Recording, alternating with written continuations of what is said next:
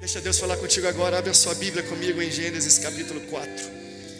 Eu vou pregar a continuação do que eu estava ministrando domingo. Eu quero falar um pouco sobre qual é a linguagem do amor de Deus. Eu já revelei para você. A linguagem do amor de Deus é a adoração. A adoração foi a razão principal pela qual Deus tirou o povo do Egito. Deus fala assim: Moisés, vai lá com o faraó e fala para o faraó: manda o meu povo ir, para que eles possam me adorar no deserto, prestar culto a mim no deserto. Então a principal razão que Deus libertou o povo do Egito não foi porque Deus quis libertar, foi porque Ele queria receber a adoração do seu povo, porque a adoração toca o coração de Deus. E eu quero me aprofundar um pouco falando sobre adoração, não apenas no ato de adorar, mas como eu devo exercer esse ato, com que intenção, com que intensidade.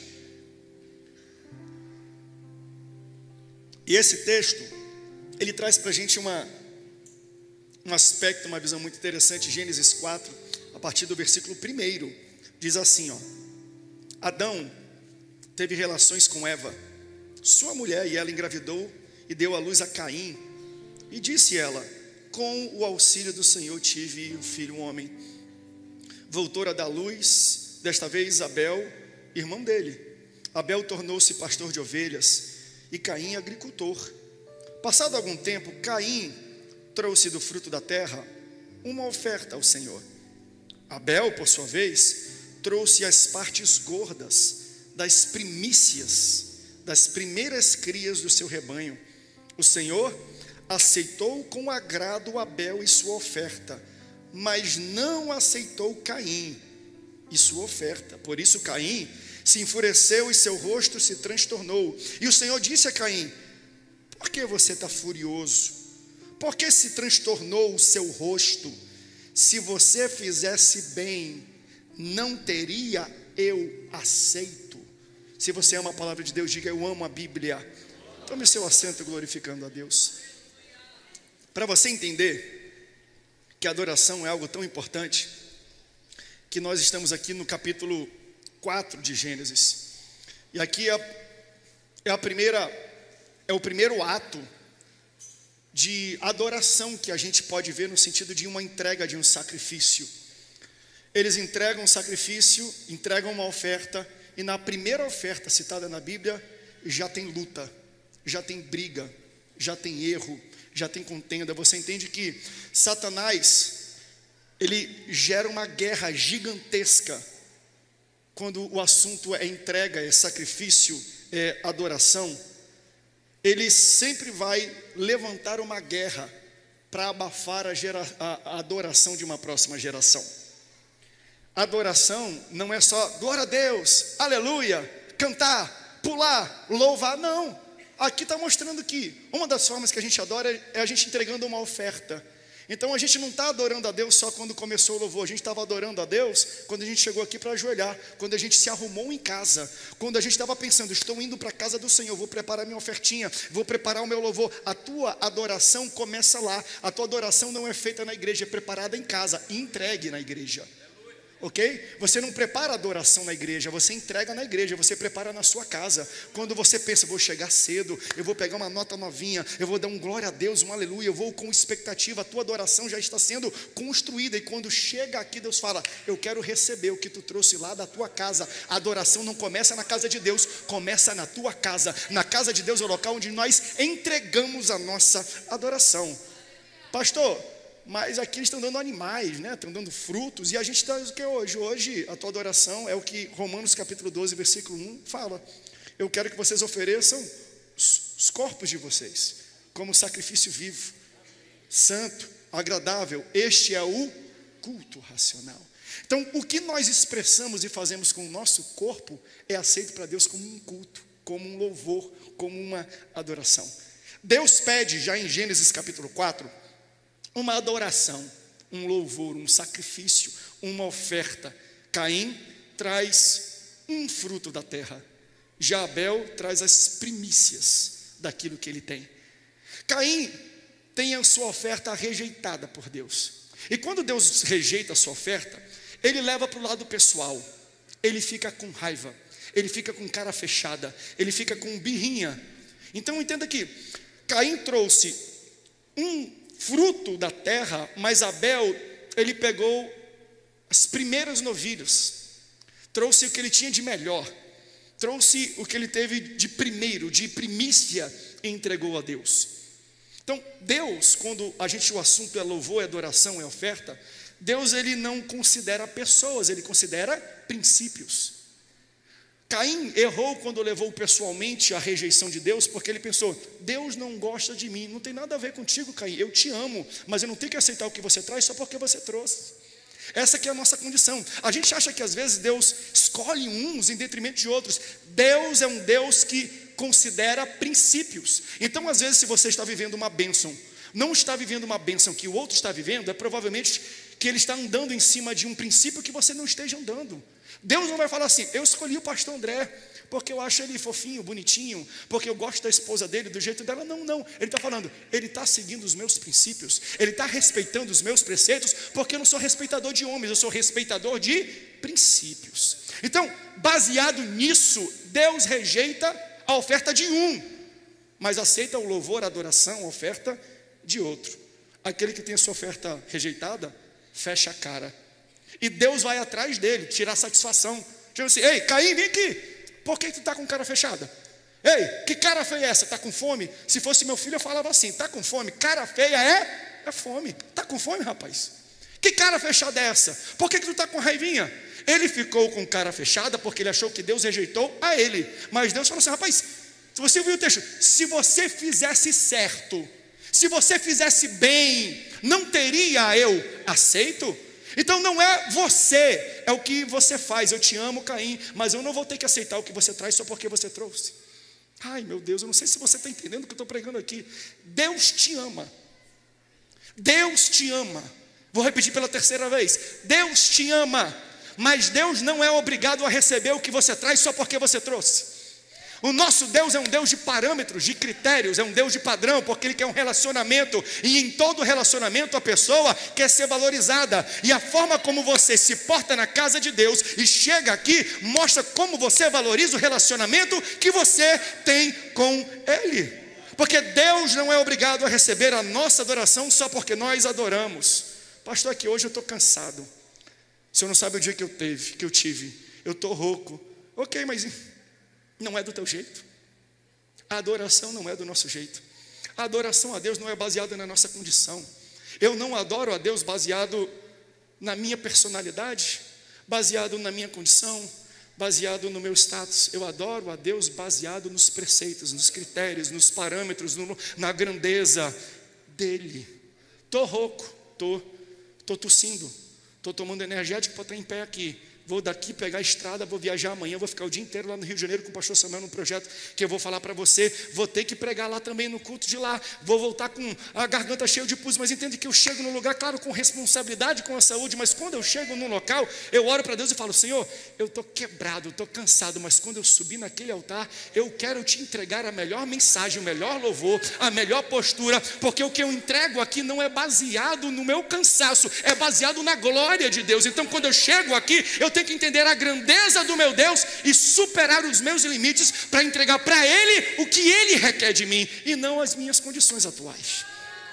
Ah, mas eu estou chateada com o pastor, então eu vou cantar só um louvor. Vai cantar e vamos esse louvor, porque esse louvor Ele não aceita. Não é de acordo com o nosso parâmetro. O louvor, a adoração, o culto desta noite não tem a ver com a nossa condição. Não é o nosso parâmetro que vai determinar a adoração a Ele. É o parâmetro dele que vai determinar a nossa adoração e a nossa postura. Porque quando nós lemos a fala, a indagação de Deus para Caim, denota-se que já teve algum tipo de conversa. Deus já havia estabelecido um critério prévio para Caim, para depois cobrá-lo. Deus nunca vai te cobrar algo que antes Ele não te entregou. Então quando Ele chega para Caim, Ele rejeita, e Caim fica com raiva. Ele: Caim, se tu tivesse feito da maneira correta, não teria eu aceito. Como é que Deus vai cobrar uma maneira correta se Ele nunca explicou qual é a maneira. Então, se Deus cobra a maneira correta, é porque antes Deus informou previamente: Caim, quando você entrar diante da minha presença, a oferta tem que ser assim, a adoração tem que ser assim, o louvor precisa ser desse jeito, porque se você não entregar assim, mesmo você fazendo, eu rejeito. Quem está entendendo o que eu estou falando? Você acredita que às vezes existem pessoas que ficam 1, 2, 3, 5, 10 anos entrando numa igreja, levantando a mão, levantando tal, falando alto, e Deus nunca aceitou a oferta? Ai, meu Deus, por quê? Porque a gente precisa aprender qual é a linguagem do amor de Deus. Não é do meu jeito, é do jeito que Ele aceita. Então eu não entrego para Deus o que eu acho que Ele precisa, eu entrego para Deus o que Ele pede para mim na sua palavra. Então quando Ele cobra para Caim, previamente Ele falou: Caim, eu quero uma adoração assim. Se você tivesse feito certo, não teria, eu aceito. É como se Ele falasse: quer me adorar? Eu quero adoração assim. Mas Caim desconsiderou os parâmetros, desconsiderou os ensinos, desconsiderou as pregações. E eu acho engraçado que tem várias formas da gente aplicar a interpretação da rejeição da oferta de Caim por Deus. Uns vão falar, e eu citei uma das formas que muitos pastores aplicam e pregam, é porque ele não deu a primícia. Isso está muito claro no texto. Abel entregou a primeira, a melhor, a mais gorda, a mais novinha. Pegou, pastor, foi lá na minha casa, eu peguei a picanha wagyu, eu não dei para ele colchão duro. Eu peguei a melhor carne, eu peguei o melhor do que eu tinha e eu entreguei para o sacerdote, eu entreguei para Deus isso. Então, para mim, essa é uma das formas que a gente pode olhar como sacrifício. A outra é quando a gente vai ver em Levíticos aqui: sacrifício tem que ter derramamento de sangue, né? E eu creio que se você fizesse certo, não teria, eu aceito em algum momento, porque a gente vai ver depois, só pode ter perdão de pecados quando tem derramamento de sangue. Então Abel, ele dá do novilho, dá de um animal, existe derramamento de sangue, por isso ele consegue entregar uma oferta. Mas deixa eu aplicar para um contexto atual que Deus coloca no meu coração, porque veja, a gente está no capítulo 4. No capítulo 4, na primeira oferta citada na Bíblia, já existe rejeição, luta, briga, guerra em cima de uma oferta. Capítulo 4. Só que no capítulo 3 é o capítulo que o homem peca. O homem e a mulher comem do fruto. E após a queda do homem, Deus, ele amaldiçoa algumas coisas. Ele amaldiçoa a serpente. Ele mostra as consequências que o homem vai viver por causa do pecado. Então agora eu tenho que trabalhar para trazer o meu sustento. Ele vai falar: a mulher agora vai ter que sentir dor na hora do parto. Então, o homem antes do pecado não necessariamente trabalhava, porque o homem atuava como Deus atuava. Deus falava assim: haja sol, haja terra, haja animais. E se o homem é o representante de Deus na terra, eu acho que antes o homem abria a voz e as coisas aconteciam. Ele não precisa trabalhar, precisava abrir a boca, porque ele era igual ao Criador dele. Façamos o homem à nossa imagem e semelhança. Não tem a ver com o aspecto físico, porque Deus não é uma pessoa, Deus é um espírito. Ele não está falando do nariz, ele não está falando da boca, ele está falando da função. Então, assim como nós somos no céu, o homem será na terra. Quando eu preciso criar algo, eu abro a boca e a coisa é criada. Vai lá, homem, faz. Só que o homem pecou, agora trabalha para ter a tua colheita. Mulher agora vai sentir dor no parto. Então, o pecado traz consequências para a serpente, traz consequências para o homem, traz consequências para a mulher. Mas coloca para mim aí na tela, gente, vocês estão me vendo? Gênesis, capítulo 3, versículo 17. A terra, o chão, recebe uma consequência por causa do pecado. Olha qual é a consequência. Gênesis, capítulo 3, versículo 17. E ao homem declarou: visto que você deu ouvidos à sua mulher e comeu do fruto da árvore, da qual eu ordenei a você que não comesse, maldita é a terra por sua causa. Capítulo 3 de Gênesis, Deus amaldiçoou a terra. Capítulo 4, Caim, eu quero uma oferta. Ele pega um fruto da terra e entrega para Deus. Por que Caim quer entregar para Deus algo que Deus já amaldiçoou? Esse é o grande erro que nós cometemos até hoje nas nossas ofertas, nos nossos sacrifícios, na nossa adoração. A gente está querendo entregar para Deus algo que Deus já rejeitou lá atrás.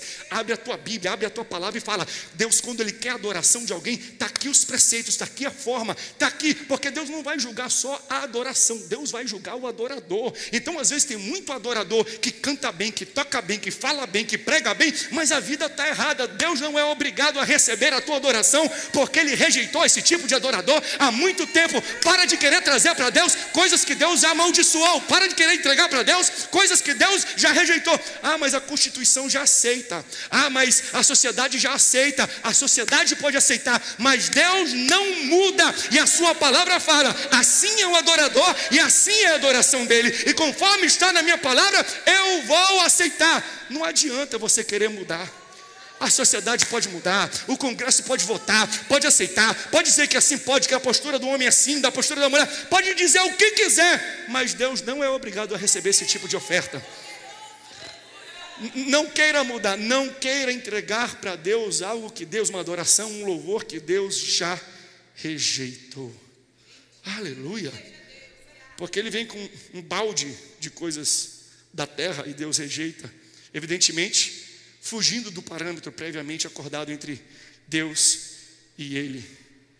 Então Deus não ama mais Abel do que Caim, mas Abel trouxe uma oferta de louvor em conformidade com o que Deus pediu. Já Caim pensou: eu vou levar uma adoração, ele vai ter que aceitar, porque é o que eu tenho. Você não vai diante de um rei do jeito que você quer. Você não se apresenta diante da sala, do trono, da maneira como você quer.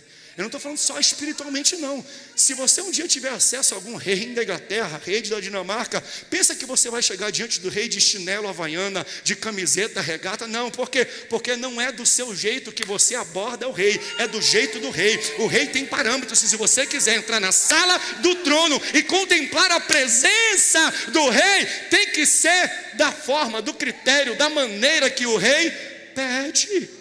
Então não é o rei que se adequa a você, é você que tem que se adequar ao rei. Alguém já esteve diante de algum rei? O mais perto da realeza que eu já tive foi a Nayane. Ela é lá de Petrópolis, da cidade imperial. Eu olhei e falei: que princesa é essa? Ah, o Bob. Deixa eu contar uma coisa para você. O Bob, pronto. Tem um irmão que é um lord inglês, que já abençoou muito os trabalhos de missão das nossas igrejas. Na África, em Moçambique, em Angola, no Timor-Leste, a Rede Boas Novas. Ele esteve por trás financiando muitos dos investimentos e projetos de comunicação, de evangelização. E ele é aquele lorde que a rainha vai e coloca assim, sabe? Ele se ajoelha, ela pega a espada dela e faz assim. Ele usa aquela peruquinha que é enrolada aqui, lorde. E eu estava uma vez, a gente numa viagem, a esposa dele estava falando, a Tracy, que é uma pessoa super simples, estava falando: olha, a primeira vez que a gente esteve na presença, que ele seria apresentado para se tornar um lorde, você está numa mesa, mas antes de entrar na sala onde tem um banquete, você passa por 1h30 de briefing, de explicação, como você deve se portar quando a rainha chegar, que era a rainha Elizabeth. Então eles falavam assim: ó, vocês todos vão estar sentados, a roupa tem que ser assim, não pode ter essa cor, não pode ter esse perfume muito. Eles explicavam tudo, davam um PDF com páginas de como você tinha que se portar diante da rainha. E falava assim: quando ela entra, todo mundo tem que sorrir, e quando ela chega, todo mundo tem que ficar em pé, e todo mundo só pode sentar depois que ela senta e der um sinal.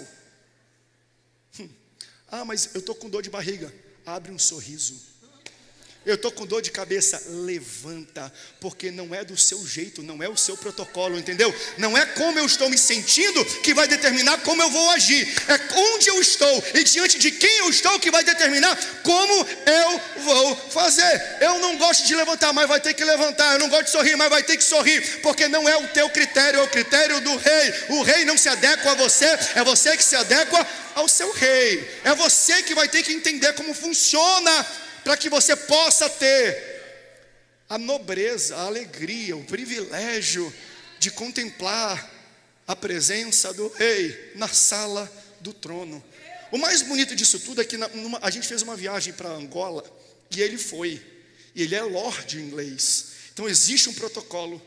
Na noite final, que foram várias equipes do mundo inteiro, e nós representando o Brasil, eu estava traduzindo, a Naine também traduzindo do inglês para o português, para a equipe, para espanhol e tudo. Cada equipe tinham pessoas representando 6 ou 7 países, né? Na Christian Vision. Tinham que cantar um hino representando o seu país, no ritmo. Então cada um cantou um hino, um corinho, uma apresentação. Chegou a gente, nós cantamos acho que um hino da harpa em ritmo de samba. Não foi para representar o Brasil. Quando acabou a apresentação de todo mundo, ele é da Inglaterra, só faltava a Inglaterra, e tinha um time da Inglaterra. Aí tipo, é o Lorde, né? Ninguém vai cobrar dele para cantar. Ninguém vai falar nada, né? Só que a Nayane estava com o microfone na mão. Não dá microfone para a pastora Nayane diante de um Lorde da Inglaterra. Aí ela pegou o microfone e falou: vem aqui, todo mundo cantou em inglês, mas o pessoal da Inglaterra não cantou. Vamos pedir para todo mundo cantar? Aí eu, meu Deus, o que essa mulher vai falar? Eu pensando que ela vai falar: vamos ouvir, canta aí, pessoal da Inglaterra. Não, vamos. Ela puxou um coro. O nome dele é Robert Edmiston, mas chama ele de Bob. A esposa dele chama ele de Bob, ok? A esposa. Vamos ouvir, pessoal, vamos, todo mundo junto. Bob. Falei: Nayane, você vai ser expurgada da face da terra. E ele cantou, ele gostou e amou, ele amou o Favelation. A Nayane não é um bom parâmetro para essa mensagem, tá, meus irmãos? Ela é muito Favelation.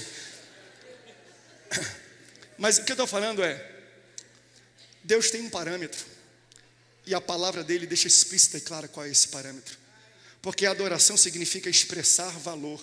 Então a forma como você adora vai determinar o valor que você dá para o Deus que você adora. É por isso que na palavra de Deus vai ter um livro inteiro, o maior livro da Bíblia, Salmos, 150 capítulos, de quê? De louvor e adoração. E esses capítulos vão dizer para você qual é a forma que você deve se portar durante a adoração. Eu vou ler alguns aqui, eu citei domingo. Salmo 95:6, adorem prostrados. Adorem ajoelhados perante o Senhor. Salmo 47:1. Batam palma a todos os povos e cantem ao Senhor com alegria. Salmo 150. Adore o Senhor com flauta, adore o Senhor com harpa, adore o Senhor com tamborim, adore o Senhor com dança, adore o Senhor com instrumentos de corda, adore o Senhor com instrumentos de sopro. Todo ser que respira, louve ao Senhor.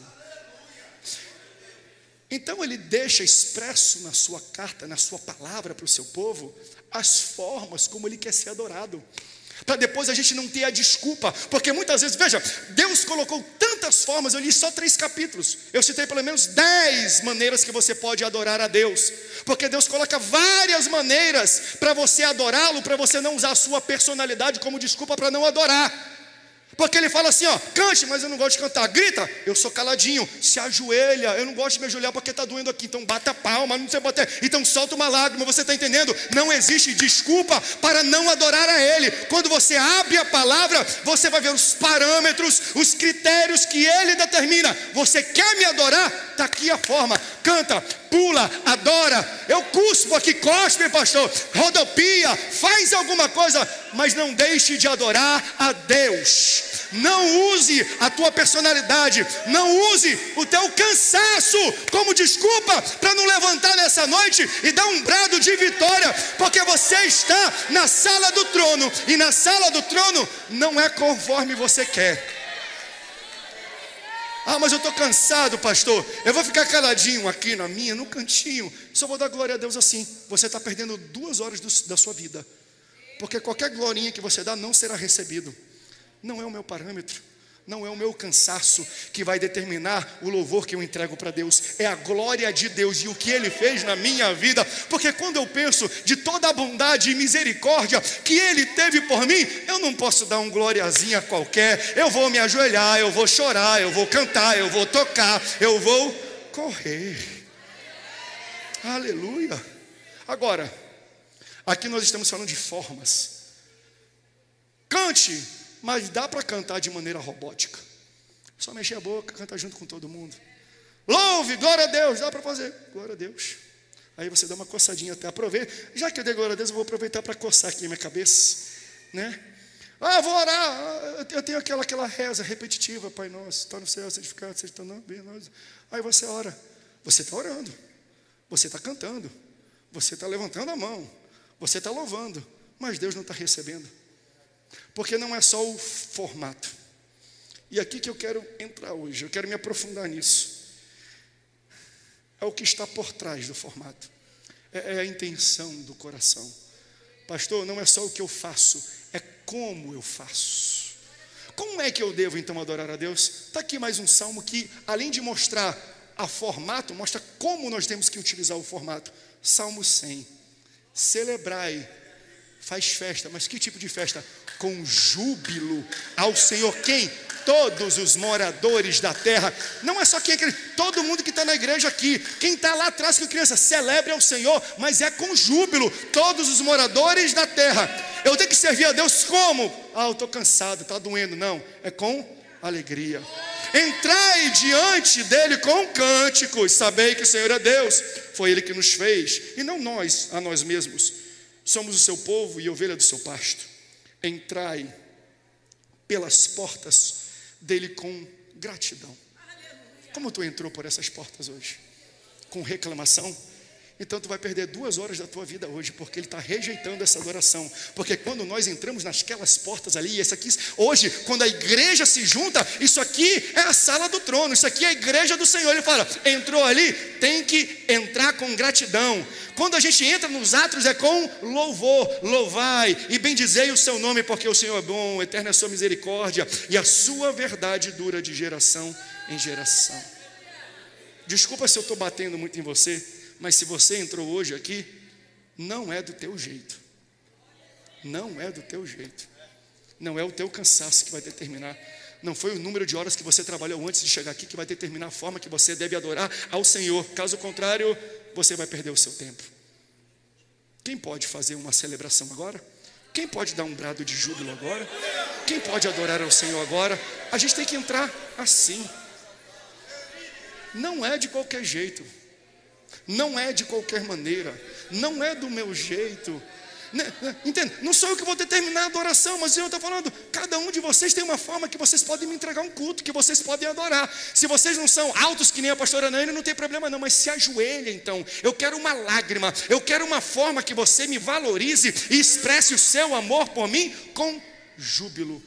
E o maravilhoso da adoração, como eu falei, quando eu entendo a linguagem do amor da minha mulher, e eu entrego para ela o que ela precisa e o que ela quer, não é apenas ela que é beneficiada, eu que sou beneficiado. Porque se ela fica feliz, se ela fica plena, eu vou ter algumas noites alegres. Eu vou me beneficiar quando entrego para ela o que ela quer. Com Deus não é diferente não. Quando você entrega para Deus o que Ele quer, não é só Deus que se beneficia, é você que se beneficia. Porque quando, pastor, eu entro cansado, depois de um dia inteiro de trabalho, exaurido, sem voz, pastor, não consigo nem andar, está latejando o meu pé. Mas a Bíblia fala assim, ó, entrai em meus átrios, entrai em minhas portas com cântico, com júbilo, com alegria. Sabe, isso aqui é um segredo, porque assim, a adoração é contradizer a minha situação atual. Eu entro cansado, mas eu entro, glória a Deus, acalma o meu coração, acalma o meu coração. Eu entro de um jeito, mas enquanto eu adoro, Deus muda o meu status. Não é isso que diz lá em Joel capítulo 3? Diga ao fraco, eu sou forte. Eu não tenho que falar que eu sou forte quando eu fico forte. Eu tenho que dizer que eu sou forte quando eu estou fraco. Porque quando eu digo que eu sou forte enquanto eu estou fraco, Ele me torna forte. Então eu não tenho que viver para dizer. Eu primeiro tenho que dizer para depois viver. Então quando você louva a Deus e diz para Ele algo que contradiz a tua situação atual, Deus vai pegar aquilo que você disse e vai transformar e materializar na sua vida. Eu creio que pessoas entraram essa noite aqui de um jeito e Deus já transformou a tua vida. Já. Cura já aconteceu, transformação já aconteceu, mudança, harmonia, Deus quebrou cadeias já aqui essa noite. Quem pode glorificar? É glorificando que você vê a manifestação. Então, enquanto eu sou fraco, o que eu digo? Não, eu sou forte, eu sou forte, eu sou forte, eu sou forte. Porque se eu não adoro, aquilo que era para ser passageiro se torna permanente. Eu entro fraco, aí eu não adoro. Por quê? Porque eu estou fraco hoje. Tu vai continuar fraco. Mas quando eu entro fraquinho e falo, não, eu sou forte, não, o Senhor é meu pastor e nada me faltará, eu vou dar glória a Deus, eu vou cantar com coral, eu vou cantar com orquestra, eu vou dar o melhor glória a Deus que eu dei. Você vai sair daqui mais forte do que nunca. Então quando eu adoro, não é só Deus que é exaltado e se beneficia, eu me beneficio com aquilo que sai da minha adoração. Então, meus irmãos, Deus está esperando da gente, às vezes, uma adoração que a gente nunca deu. Eu falo isso para as pessoas. Bem, se quando eu adoro a Deus, eu recebo dele o que ninguém recebe, então a ação de Deus a meu favor está ligada à minha adoração a ele. Amém? Tem muita gente que nasceu na igreja, cresceu na igreja, são deles. Nasci em berço evangélico, cresci em banco de igreja. Meu pai é pastor, meu tio é pastor, meu avô é pastor, meu irmão é pastor, meus primos são pastores. Sou totalmente pasteurizado, totalmente na vida. Cresci na igreja. Mas eu falo para você que eu já fiquei encucado. Eu já fiquei com pulga atrás da orelha quando eu vi pessoas que têm um passado terrível. Gente mal, que subiu e falou assim: olha, eu já pintei e bordei, eu já aprontei nessa vida, mas um dia eu estava andando e um anjo do Senhor veio na minha frente, se manifestou, e eu olho para aquilo e falo: uau, esse cara era todo errado, e ele recebeu uma manifestação tão poderosa que eu nunca recebi. Isso é um absurdo. Eu nasci na igreja, eu que deveria ver anjo todo dia, mas ele que mais errou que vê anjo, que viu a mão de Deus, que tem intervenção. Eu nunca tive uma intervenção tão poderosa de Deus assim dentro da igreja. Aí que a gente tem que entender o que é adoração. Porque entende? As pessoas vão te julgar, as pessoas vão julgar a manifestação de Deus e o teu testemunho de vida baseado no teu histórico e na tua santidade, porque você não é flor que se cheire. Fala a verdade, você não é flor que se cheire. Ou não foi, pelo menos, mas Deus te transformou. Então as pessoas vão olhar para você e vão questionar por que um homem e uma mulher tão errados assim receberam intervenções de Deus tão grandes assim.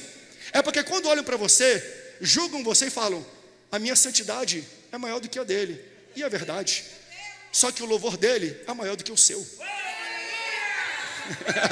Então quando a gente lê a Bíblia, a gente vê, por exemplo, o rei Davi, o grande rei Davi. Pensa num cara que errou nessa vida. Eu nunca vou cometer os pecados que aquele cara cometeu. Aquele cara pintou e bordou, errou e feio. A gente questiona: como é que alguém que errou tão feio foi o grande rei? É porque ele errou muito mais feio que você, mas quando foi para adorar, ele adorou muito mais do que você também. Então você entende que a manifestação de Deus na vida dele não tem a ver com o caráter dele, tem a ver com o caráter de Deus. Eu não louvo a Deus baseado nas minhas qualidades, eu louvo a Deus baseado nas qualidades de Deus. É o louvor. Quer receber o que ninguém recebe? Quer ter de Deus o que ninguém tem? Dá para Deus um louvor que ninguém dá. Louva a Deus e adora a Deus como ninguém mais adorou, para receber de Deus o que ninguém mais recebeu. Porque Ele adora ao redor. Tem um texto, abre aqui o texto, foi o texto que eu preguei domingo, só para você entender que está tudo entrelaçado. Eu já estou terminando daqui a pouco. Coloca para mim 2 Samuel, capítulo 6.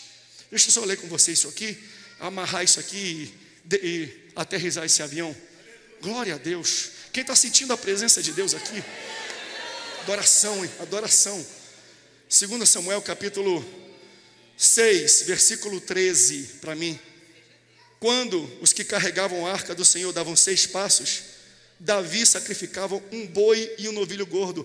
Pastor, por que alguém que cometeu adultério, depois armou um assassinato, consegue receber tanto galardão e tanta honra? É porque a cada passo, 6 passos da presença de Deus, ele fazia um sacrifício. Quando você entregar um sacrifício desse para ele, pode te preparar, tem exaltação e bênção para a tua vida. Então não está ligado no meu erro, está ligado, tudo está ligado à minha adoração. Ai meu Deus.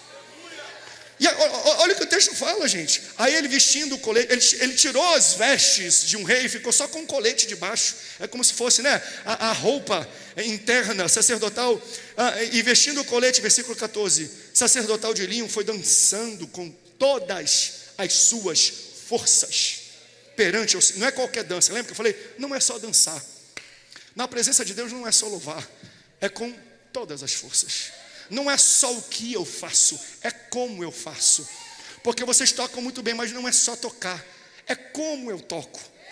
Qual é a condição? Eu toco para que todos possam ver o meu talento, ou eu toco para entregar para o Senhor a melhor harmonia, o melhor tom, sabe, a melhor música? Porque às vezes a gente tem que começar a entender que existe gente que é muito talentosa e que entrega um bom som, mas não porque eles entregam um bom som que ali tem adoração. Meu Deus! Porque tem muita gente que é muito talentosa, mas muito complicada. E aí a gente vai tentando como pastor vamos lá, toca aqui, mas vem aqui, vamos orar, vamos consagrar. Mas ele toca bem e às vezes a gente dá um espaço por causa do talento dele. Mas uma hora, as tuas falhas e as tuas complicações vão sobrepor o teu talento.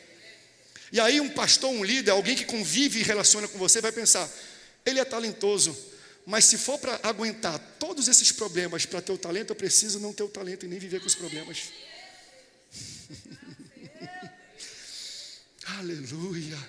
Ele dança com todas as suas forças. Enquanto, versículo 15, os israelitas levavam a arca ao som de gritos, de alegria, de trombetas. Vixe, não é qualquer grito, grito de alegria e de trombetas. E aconteceu que, entrando a arca do Senhor na cidade de Davi, Mical observava numa janela, e ao ver o rei Davi dançando e comemorando perante o Senhor, ela o desprezou no seu coração. Sabe o que é isso? São aqueles pastores de internet que pegam vídeo de gente adorando a Deus. Claro que tem muita meninice, ok? Quando o fogo cai tem muita meninice.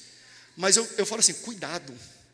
Cuidado quando você vai julgar a expressão de louvor, de adoração de alguém na internet. Porque foi exatamente o que Mical fez.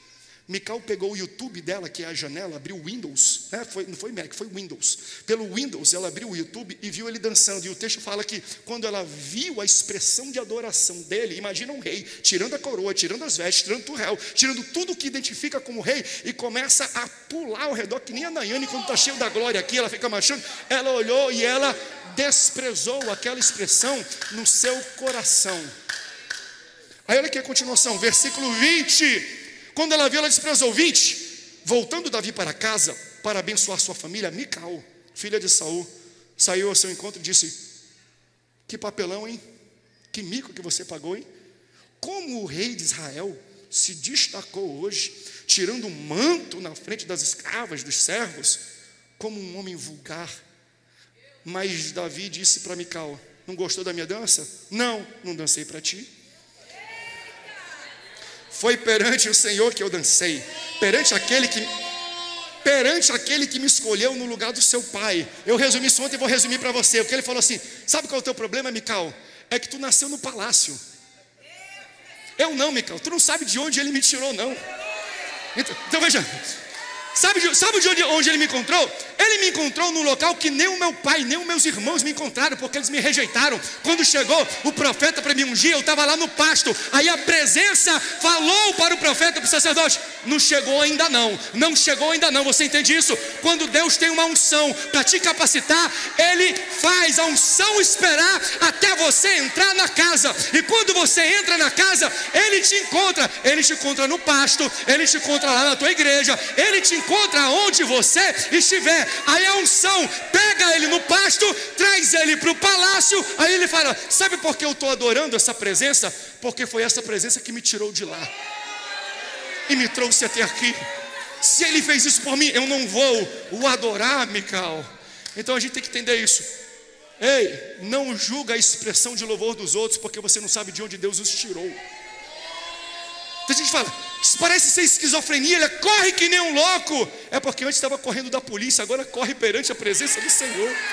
Você não está entendendo de onde Deus tirou. Então cuidado, porque olha, perante o Senhor, versículo continua, e quando me designou soberano sobre todo Israel, perante o Senhor, versículo 22. Então Mical: eu me rebaixarei ainda mais, eu me humilharei aos meus próprios olhos, versículo 23, até o dia da sua morte. Mical, filha de Saul, jamais teve filhos, porque ela rejeitou a adoração e julgou a adoração alheia. Deus a tornou infrutífera. Então para de ficar julgando a adoração do irmão do teu lado, senão Deus vai tirar os teus frutos e tu nunca mais vai conseguir gerar. E eu não estou falando de filhos físicos, eu estou falando de sonhos, eu estou falando de projeto, eu estou falando de carreira, eu estou falando de ministério. Pastores na internet, cuidado quando você julga um vídeo que você vê, porque Deus pode te entender como uma Mical. A única coisa que vai fazer na vida é vídeo, não vai cuidar de gente, porque Deus torna infrutífero quem julga a adoração do outro, porque você não sabe de onde Deus tirou. Agora tem uma coisa interessante sobre, tem uma ligação muito forte entre gerar filho e adorar. O texto que nós lemos citou um pouco de Eva gerou Caim, Eva gerou Abel. Aí depois vai falar que porque Mical rejeitou a adoração do seu esposo, ela se tornou infrutífera, ela não pôde mais gerar. Veja, é muito triste isso. Alguém que não adora e questiona e rejeita a adoração dos outros, só quer se mostrar, só quer aparecer. Isso é feio demais. Está deslumbrado, tá? Não, é porque tu não sabe de onde Deus me tirou. Não julga a minha adoração pela minha ação, tenta julgar a minha adoração pela minha história. Conhece a minha história primeiro. Quem conhece a minha história não vai me julgar. Quem conhece a tua história não julga a tua adoração. Aleluia. Agora, sabe o que é triste também? É a gente ter a habilidade de gerar, mas ao invés da gente louvar a Deus, a gente louva os homens. Entende? É triste quando a gente rejeita e julga, a gente não gera mais. Mas quando a gente tem a capacidade de gerar e Deus ainda dá, se a gente não sabe usar bem aquilo que nós estamos gerando, a gente vai ter sérios problemas. E eu termino com essa palavra. Pode tocar bem baixinho para mim aqui no fundo. Abra comigo a Bíblia em Gênesis capítulo 29, versículo 30 até o versículo 35. Mical não gerou mais, porque quando eu julgo a adoração dos outros eu me torno infrutífero. Mas vamos falar sobre alguém que se sentia rejeitado. Ela não teve a adoração dela rejeitada, ela foi rejeitada como pessoa, mas ela tinha capacidade de gerar. Estou falando de Lia. Gênesis capítulo 29, versículo 30, está escrito assim, ó: Jacó deitou-se também com Raquel, que é a irmã de Lia, que era a sua preferida, e trabalhou para Labão outros 7 anos. Quando o Senhor viu que Lia, você lembra dessa história?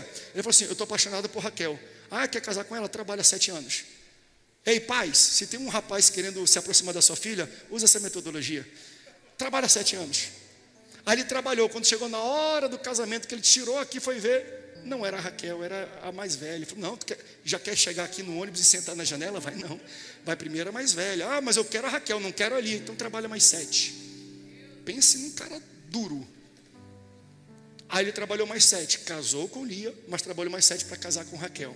Aí o texto fala que Lia se sentia desprezada, porque Jacó amava Raquel. Quando o Senhor viu que Lia era desprezada, concedeu-lhe filhos. Raquel, a amada, era estéril. Lia engravidou e deu luz a um filho, e deu-lhe o nome de Ruben, pois dizia: o Senhor viu a minha infelicidade, agora certamente o meu marido me amará.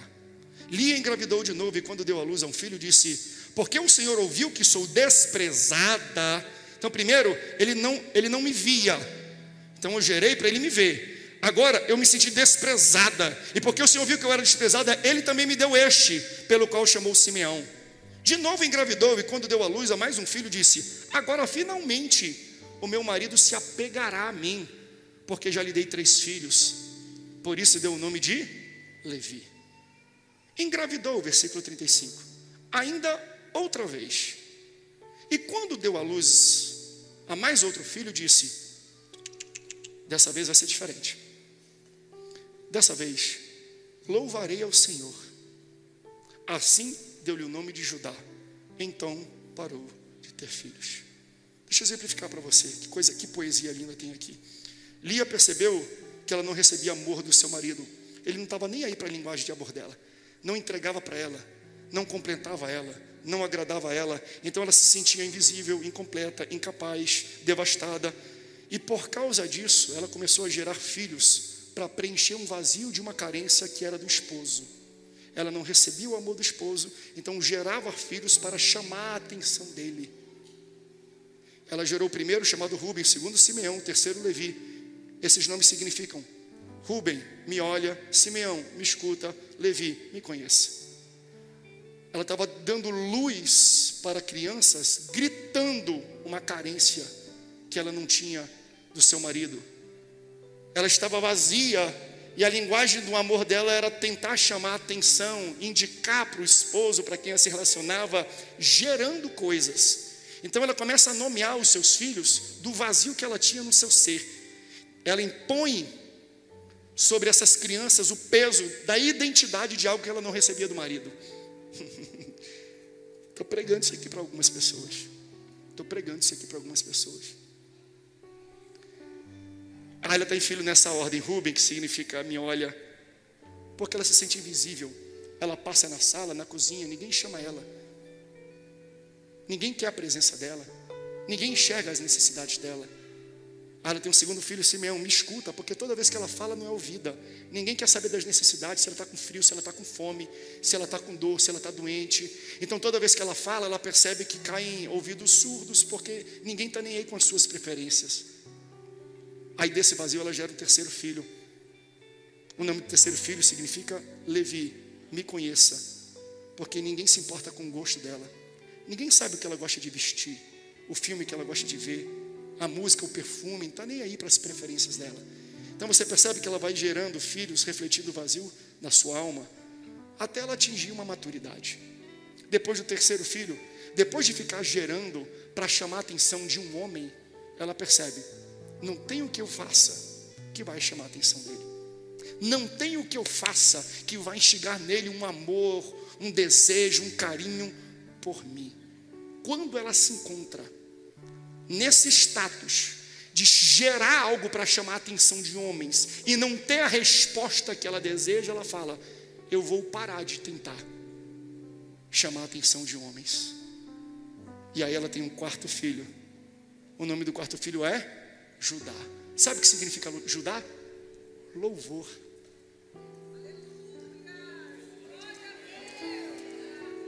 Pastor, o senhor está me descrevendo desde o início da pregação. Eu vivo em condições, em relacionamentos, que eu faço, eu invento, eu me visto, eu promovo situações, sabe? Eu boto perfumes, eu mudo o penteado, eu fico gerando coisas em mim para chamar a atenção de irmão, de namorado, de esposo, de esposa, de pessoas do trabalho ao redor. Eu fico me transformando, eu fico me virando aqui para que eu possa chamar a atenção das pessoas, mas ninguém olha para mim, ninguém me escuta, ninguém me percebe, ninguém dá valor para mim. Sabe o que você tem que fazer? Parar de querer chamar a atenção de homens e gere um louvor para Deus. Foi isso que ela falou. Já que os homens não estão me olhando, eu não estou nem aí mais com homens, porque eu sei que tem alguém que quando eu adoro, eu sei que existe alguém que quando eu louvo, ele ouve o meu louvor, e o meu louvor às vezes é um pedido de socorro, o meu louvor às vezes é, Senhor, acalma o meu coração, é uma lágrima que rola de um chamado de desespero, e o teu Deus é diferente dos homens. O teu Deus, quando escuta a tua adoração e o teu louvor, Ele vai responder, Ele vai te prover, Ele vai te amparar. O texto fala, então ela gerou um Judá, ela gerou um louvor, e depois de gerar o louvor, ela não precisou gerar mais, porque quando eu gero para Deus algo, Deus me completa, Deus me preenche, Deus me responde, Deus me ampara, Deus me protege, Deus me dá as mãos e anda comigo. Eu não sinto falta de nada eu tenho falta, porque o Senhor é o meu pastor e nada me faltará. Você pode ficar de pé nesse instante? Está na hora da gente gerar um louvor, mas um louvor para contradizer o que nós estamos vivendo. Porque como é que pode alguém que está numa casa que ninguém olha, que ninguém vê, que ninguém escuta, fala assim, eu vou gerar um louvor, eu vou cantar, eu vou fazer um som alegre, eu vou botar um corinho de fogo, eu vou começar a falar com a minha boca coisas contrárias àquilo que eu estou vivendo. Você está entendendo o que Deus está ministrando aqui? Não é apenas o que eu faço, mas como eu faço, com que intenção eu faço, porque tem muita gente que canta querendo chamar a atenção de homens, tem muita gente que adora querendo chamar a atenção de pessoas. Aí fala assim, não faz isso não, porque quanto mais você faz, mais você vai gerar e mais você vai se frustrar. Para de querer gerar coisas para os homens e gere um louvor para